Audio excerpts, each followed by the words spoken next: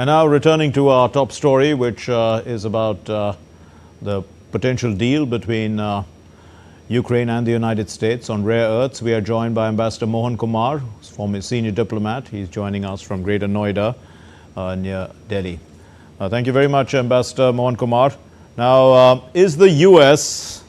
interest in Ukraine, in the rare earths there, is this a proposal to stay invested for the long term in Ukraine? It's hard to say that on current evidence. Thank you for having me. I get the feeling that Zelensky is being made to sign under duress, frankly. He's being given deadlines and he's being told that, listen, you better sign this, otherwise you're going to be in trouble. So that's the first point I'd like to make. The second point I'd like to make is we still don't know the full contours of this agreement because the Ukrainian side has made it clear at the highest level that they will not sign this critical minerals agreement if they don't have some kind of guarantee from the United States. And the guarantee that I'm talking about is a security guarantee, obviously. Okay. So that's the second point I'd like to make. The third point I'd like to make is also, it's not clear to me how the fund will be operationalized. Right now, they're talking in terms of fully monetizing the natural resources of Ukraine. And as you know, Ukraine has a lot of lithium, uranium, and other rare earths, but they also have oil, gas, and coal. So how much of this is going to be monetized is the question that I ask. The second question I ask is, 20% of Ukrainian territory is under Russian occupation, yes, especially in the east. And I'm told 40% of the mineral resources are stuck there. Okay. And if they are stuck there, it may not be easily accessible for the Americans or for the others. So all in all, this is a deal in the making. Sure. We will know the full contours of the deal on Friday. But I dare say one thing. There will be a huge influence of this deal on the ceasefire agreement that is being negotiated under the aegis of the United States. Because this is not just a mineral or a natural resources agreement. This is meant to indicate to Russia that US will continue to supply arms to Ukraine if Russia continues to fight against Ukraine. So it has very serious implications, Mark, for the ongoing conflict between Ukraine and Russia. Well, the way I see it, Ambassador Mohan Kumar, is that US is interested in rebuilding the Ukrainian economy. It's going to be investing in this sector, and the US presence there and possible peacekeepers. Do you think, it's likely to keep the Russians at bay for the time being, or keep them invested as well in a project that is likely to surround rare earths? So that is the question I keep asking myself, and I have to honestly tell you the answers are not clear. Yesterday, President Trump said that there could be European peacekeepers on the ground, and he went as far as to say that I have checked with Putin, and Putin has no objection. Today, Russia's Foreign Minister Lavrov says exactly the opposite. He says European troops on the ground will be a red flag for Russia. It will be deceitful, and it will mean that they want to continue with the conflict. So I don't know what to believe, frankly. So I think the best thing is we will just have to wait and see what happens on Friday. And I'm not sure even on Friday we will have heard the last of it, because with President Trump, it's never over until it is over. So we will have to wait and see. There are important conversations happening in Istanbul tomorrow between the Russian side and the American side.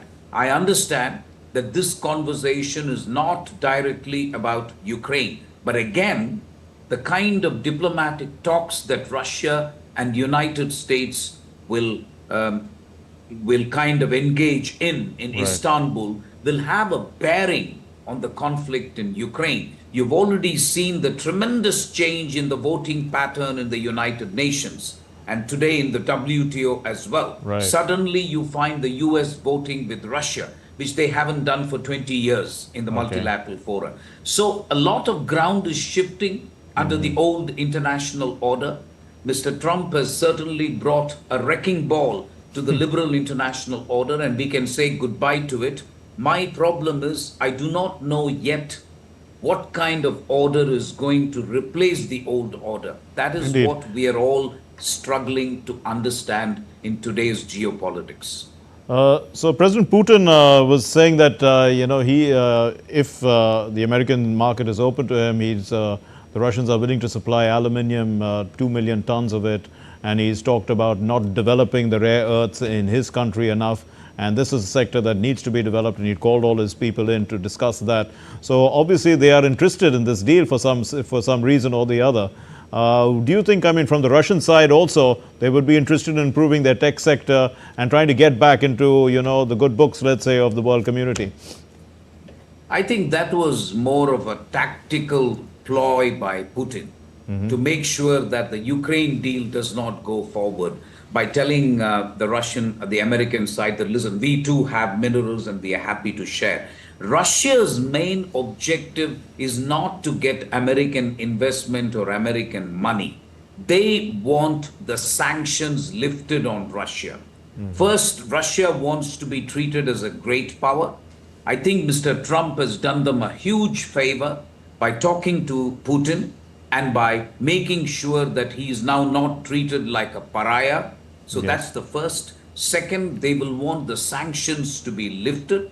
They want investment to be flowing in from all directions back to Russia. And third, they will want at least two objectives, which is keep the territory they have occupied and make sure Ukraine does not join NATO. Everything else for Putin is negotiable, frankly. Okay. And right now, I have to say that despite not winning the war, I mean, I wouldn't say Russia has lost the war, but I don't think Russia has decisively won the war, except for occupying 20% of the territory. I think given this background, I would have to say Russia appears to have the upper hand in these negotiations, completely, what shall I say, brokered by the United States. I certainly think they have the upper hand at this stage. Yes, and Ambassador Mohan Kumar, I mean, what's in it for Europe? What benefit does Europe get from this potential deal? No, it doesn't. That's the whole problem. Europe has been sidelined. Europe is desperate. They've just been given a tongue lashing by J.D. Vance at the Munich Security Conference. Europe is deeply No, but Macron divided. seemed to be happy with it when he met Trump just a few days ago. Macron. Yes. I get the feeling that it was mixed messaging. If you read the French press, which I was reading before I joined your show, Le Monde, for example, says that the distance between Trump and Macron was very big. So I'm sure Macron conveyed something to Trump. My difficulty is I don't see Trump giving a clear commitment. When he talks of Zelensky and the rare earths deal, when he talks in a joint conference after meeting Macron, he is not clearly saying, listen, yes, I am happy to provide the American backstop. Backstop is a word that you're going to hear a lot. And what the Europeans mean by American backstop is, while they have accepted that the Americans will not put troops on the ground, they still want American intelligence. They still want American air power. They still want heavy lifting of troops and equipment to be done by American equipment. So these things they would want the Americans, and that is what they mean by a backstop. But I put it to you, I have not heard from Trump that America will provide a backstop. I have still not seen Trump or heard Trump say that there are specific security guarantees that he will give to Ukraine. Maybe he will say this in the next couple of days. But until he does that, I would have to say so far, Trump is stalling and he is sticking to his position that this is not our conflict. The Europeans have ripped us off for the last 70 years. And basically, the message he is conveying to Europe, you are on your own. And that is what bothers me. And it should bother, of course, Europeans as well. We will see, because there are a lot of meetings happening, as I said. The UK Prime Minister is also scheduled to go to Washington and meet Trump. They have a special relationship. I don't know how much of the special relationship is left between US and UK. But I think the idea is for a lot of interlocutors from Europe to meet Trump and convince him that you cannot let Ukraine just like that after so much of one of the experts, Ambassador Mohan Kumar, was saying that the US doesn't seem to have the technology anymore. For the last 20 years, it was China that was doing all the mining. They've come to the fore, and some of the European companies are pretty decent at this. So I mean, the US has to learn the ropes once again, in a sense. In that context, do you see, I mean, Europe playing a role at least, and maybe some Chinese companies also kind of involved? No, the truth be told, extracting these earths and minerals is not a great thing. And I don't think technology is too much of a problem. The problem is processing it. And China does 80% of the processing of lithium, graphite, uranium, you name it. And processing involves technology, it involves a lot of water, it involves environmental implications and so on.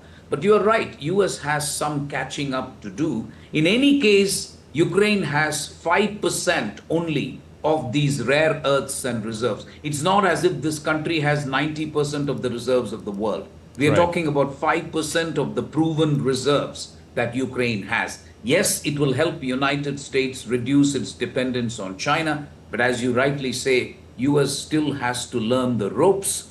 I still think that a lot of what Trump is doing is also posturing. We will see what he really means when he signs the agreement. But the problem with President Trump is his negotiating gambit in the beginning is often very highly exaggerated. It's like saying Canada should become the 51st state of the US and stuff like that. And then, of course, the real negotiations start and we end up with something else. So it's hard to gauge at this point what Mr. Trump has in his mind with regard to the Ukraine conflict. We'll have to leave it there. Thank you very much, Ambassador Mohan Kumar, for enlightening us on the possibilities that, from this deal. Thank you for being with us.